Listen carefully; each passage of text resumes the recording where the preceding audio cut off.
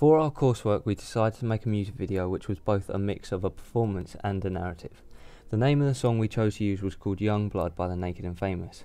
Looking at the lyrics and the name of the song, it is clear that it is about youth, life and enjoyment, and we wanted to display this through the visuals of our video. I knew that the performance area of the music video was going to be relatively straightforward for construction. However, the narrative, on the other hand, was going to be something that would take a lot longer and have a lot more effort put into to pull off. Before we actually started to plan and construct our music video, we looked at existing videos that had any sort of influential features. Our research for the music videos, firstly, was to give us a list of potential ideas, and more essentially to try and provide evidence to reinforce already existing ideas. Music videos from bands such as the Foals and the Maccabees, who mix both of narrative and performance in very artistic ways, were extremely helpful. Not only do they support my idea of a bombardment of different people in different scenes, but they showed how to do this successfully. For example, in the video Inhaler by the Foals, the video is scattered with random shots from different scenarios which seem to have no relationship to each other or the music video, such as a man dancing rather erratically on top of a building to a bunch of people firing fireworks at each other in a park. However, they tie into the music video so fluidly through the drive of the editing and the convergence of a band performance.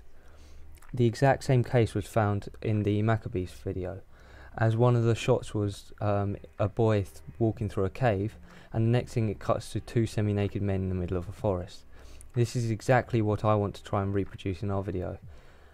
Comparing our video to the Foals, you can see that structure-wise they run very similarly. However, one hard thing I found was trying to describe and paint these ideas and images into the minds of others when we first started out, which is why the rough cut was extremely rocky, and it wasn't until we added our performance did it start to take shape. An idea that worked very well for showing how our song choice fitted this style was to actually remove the audio from videos such as Calvin Harris's video Feel So Close or the Foals video Inhaler, and then overlay and render our song on top of their visuals. So the picture was from their video, but the audio was from our song. Even though the video wasn't edited whatsoever to be in time, because the videos were mainly narrative and didn't include a lot of singing, the general artistic shots fitted into our song. This was a really helpful trait that I could use to project our ideas to everyone else and show how it is already working so easily in today's media world. One of the first things I looked at when researching music videos were the intros. The majority of the most successful videos had an intro to set the scene of the video and introduce the band and song. We came across many different types of intro.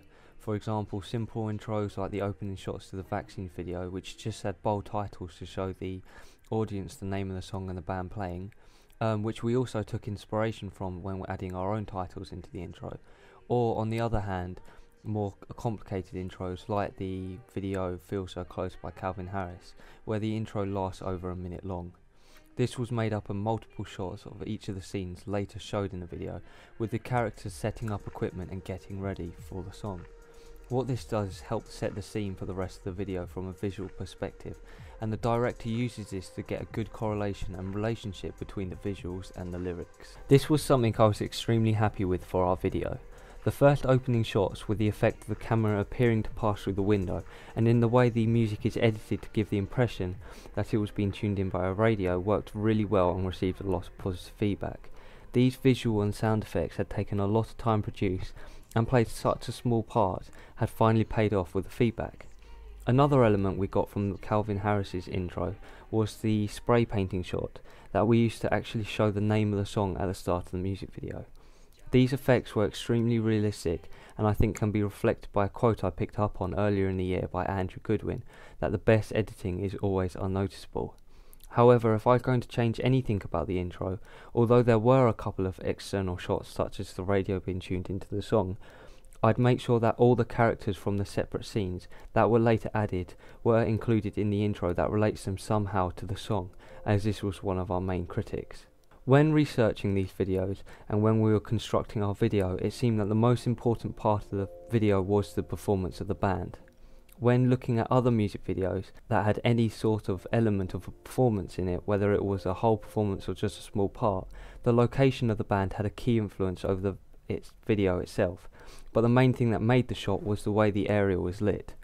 For example, in the Foals video, they played in the bowl of a skate park, However, there were fireworks and other pyrotechnics going off in the background, which lit the scene. Or in the video Time Is Running Out by The Muse, the band is playing on top of tables, which seems to be in a military meeting of such, while there are a ring of blue lights surrounding them, which produces a very calming tone and adds a sense of mystery to the shot. So the location and the lighting of the performance was going to be a key element to our music video. We knew we weren't going to be able to get the most expensive or high quality location, so it was key that we'd light it in the best way possible. We were lucky enough to be allowed into a hall which gave us a clear space to set up all the necessary equipment and have access to electricity privately. As our location wasn't the best, we tried to make the most of the dark and shoot into the light. We floodlit the back of the hall very similarly to videos such as from artists such as Coldplay or the Arctic Monkeys, to create a very silhouetted effect so that distinct features of the location was a lot less noticeable. We also edited a lot of close-ups of the band using a 50mm prime lens, which had a very short focal distance, blurring out the background, and also gave the illusion that it was shot in a more studio-like scene. This gave a halo effect around the characters when they flared around the lights, giving it a more professional look. The only negative we had when lighting the scene is that the final result wasn't exactly what I first intended to show. We wanted to film the first half of the performance to be actually a lot darker, so the distinct features and the makeup of the actors' faces couldn't be well seen. Then, at one of the big crescendos in the song, have the main floodlights at the back of the hall turn on to light the scene a lot better. A bit like Coldplay's music video To the Speed of Sound, where they had a wall made up of LED lights which eventually lit up to the music, also lighting the scene and the band at the same time. I wanted there to be a bigger building of the song and focus on the instruments at the start of the music video, then as the song progressed have the scene get lighter, revealing more of the band, and finally this explosion of light would then be emphasised by the song. However, when filming and looking back at the footage in post-production, the cameras that we used weren't high enough in quality to produce high-end images in the dark. This meant that there was a lot of noise in the corners of the composition, that even colour grading was not able to reduce all of it. This meant we had to resort to editing the whole footage in as much light as possible. We still included the burst of light into the scene, however this was now stationed right at the start of the music video rather than halfway through like before. We used close-ups in the performance to highlight key instrumentals in the song, such as when the guitar stops playing or when the bass drum is providing a beat setting the tempo. Music videos usually contain a lot of close-ups of the instruments to show off an artist's skill. We found that the more talent an artist has with his or her instrument, all the more solo areas there are in the song, the more close-ups were included. For example, in music videos for bands like Slipknot, although not of the same genre, they are completely littered with close-ups to match the sound with the visuals, as their songs are very musically complex. In fact, in one of their videos it is only made up of close-ups of them playing, and there isn't a single shot that shows the upper half of one of the players. We carried this convention into our music video as well, and highlighted any key sounds with the visuals to make them stand out, constantly reinforcing that the video was in fact a music video. We then used the narrative side of the video to fill in any gaps so we didn't have to overly include similar shots of the band. This allowed the music video to be extremely flowing and fresh visually for the audience. Andrew Gooden stated that one of the base rules to a good music video is to have a good relationship between the visuals and the lyrics. This relationship is what ties the video to the artist and brands it as a music video. Without a good relationship, the music video won't flow as naturally as it potentially could, and unfortunately this was something we didn't actually focus on a lot when storyboarding the video, when we should have. We included a performance in the video, so this was what we were planning to use as our base footage to link the narrative together. We included as many close-ups of the main singer as possible to reinforce this and try and build up as much of the relationship as possible in between the narrative clips. Another thing we took advantage of was actually the voice of the artist. Listening to the song with a video, it is very difficult to identify individual words and sentences, which worked heavily in our advantage. This meant we didn't necessarily have to script our narrative to the lyrics of the song. Unlike most songs where the visuals and lyrics, if the visuals and lyrics don't match up, then the video won't work. This is why we can overlay our song onto other people's videos and yet it will still work relatively well. One thing we tried to maintain throughout the music video was the use of camera angles. The overall scene of the music video is supposed to be very energetic and positive, so if the shots were looking at a downwards angle on people it would look wrong. We try to keep a steady eye-to-eye contact level when filming, and then occasionally insert one or two low-angle shots such as the BMX shot with the fisheye lens to try and reinforce this atmosphere and also accentuate these clips. When researching music videos anyway, we found a lack in diversity of camera angles. Although music videos are scattered with numerous shots, all the camera angles are at a very horizontal basis. This kind of acts as a down-to-earth approach, which lets the viewers watch from a very narrative point of view, allowing themselves to cast their own judgment over the scene. If the scenes were filled with low-angle or high-angle shots, like in cinema, the viewers are forced to look from the band or director's perspective, which could have a negative effect. With us keeping a very even basis, it allowed the individual to make up his or her mind over the composition. Another element that makes a successful music video is the connection between the audience and the characters on screen. We try to limit the amount of eye contact with the camera, so it seemed that our presence behind the camera was unnoticeable to the people in shot. Looking at all past music videos, the only people that mainly make eye contact with the camera tend to be the band members. We wanted to both keep this concept but also break it. So there are a few shots where the narrative actors make small amounts of eye contact, but not enough to draw it away from a professional production into a home video. What this does is help to include the audience in the emotion and the atmosphere displayed in the video, and interact more with the characters. We then edited in shots of the bands making eye contact with the audience only when they were singing lyrics, so that it gave the impression that they were singing to the viewers. This is a common convention used by music videos, and is something that we had to practice a lot with the actors, making sure that they could keep a straight enough face to convey the emotion that we wanted the audience to feel. These sort of shots reinforce the realism of the video, and is an essential convention that separates serious productions from amateur ones. Another convention we try to control throughout the video is clothing, not just on the band but in the narrative actors as well. It would look slightly weird if some of the narrative actors were to be dressed extremely gothic or hip-hop when the genre of the band was indie. Clothes play a massive part in an artist's image and reputation, and artists use this to relate to their target audience and in some cases expand it. For example, some artists have purely bumped their status by what they wear, prime examples being Lady Gaga and Michael Jackson and even Slipknot.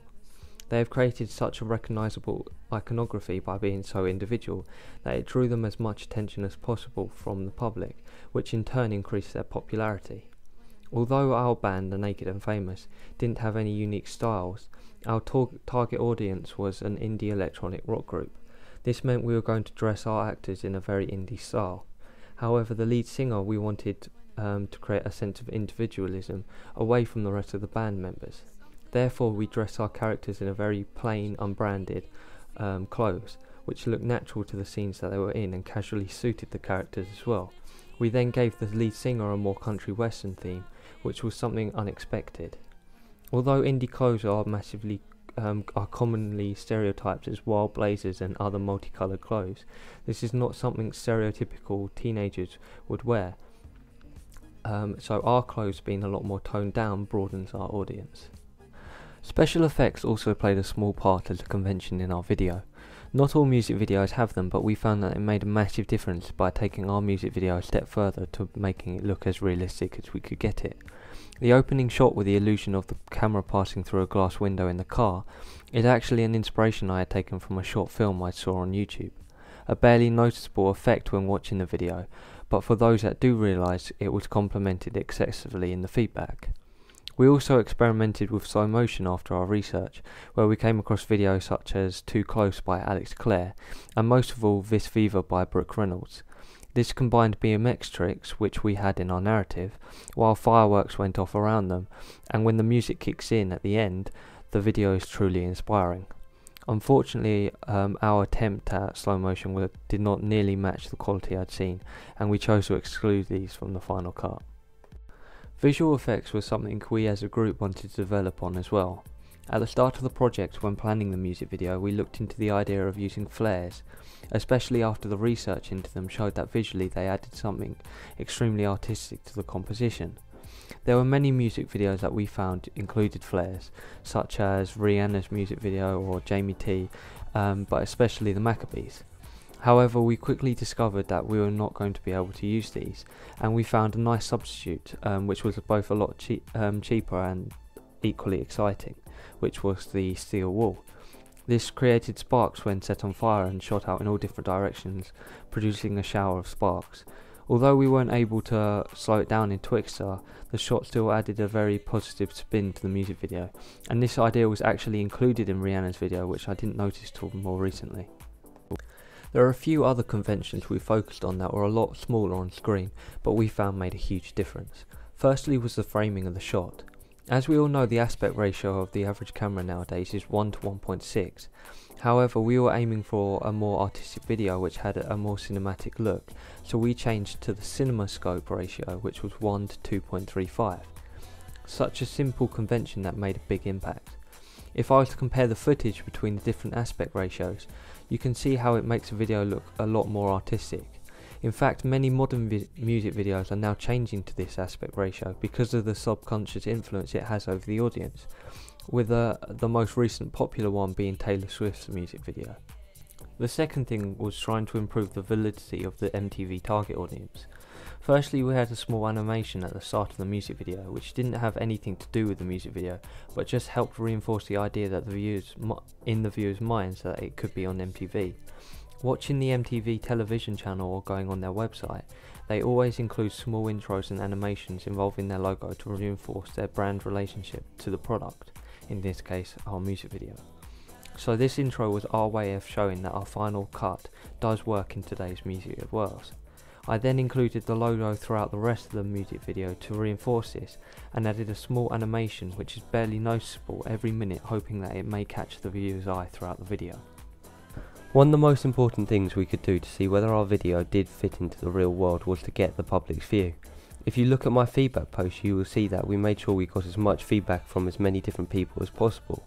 This was across all different mediums, from Facebook to public forum websites, or even just filming people's reactions to the video and interviewing them afterwards.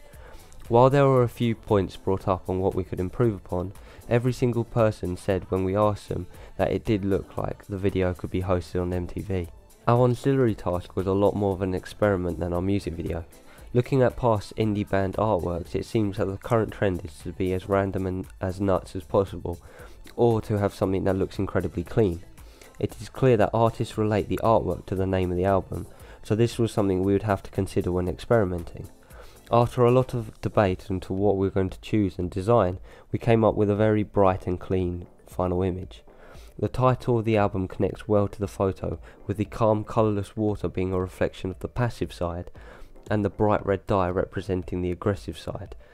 When researching magazine adverts, we found that there was a very positive relationship between the album cover and the advert for a lot of artists.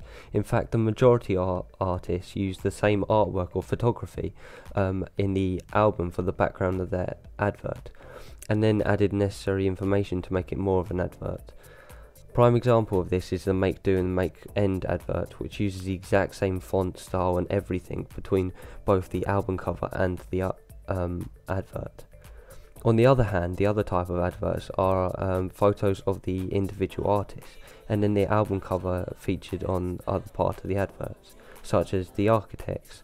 However, this seemed to be a trend related to more gothic bands, and even though we would probably be able to get the band together for a group shoot, it didn't fit the style of music or artistic image we were going for. If you then look at the layout of our products, you can see they are very similar to existing products available for purchase. For example, in the magazine advert, the essential important information is centered in the magazine with a bold, clear font to make it noticeable, and then at the bottom of the advert in a lot smaller font are the sponsors and copyright information that not everyone would want to see or pay attention on the advert, but are essential to include to make it more realistic. Although overall I would class our media products as a success, there are still multiple things we could and should have changed or improved upon.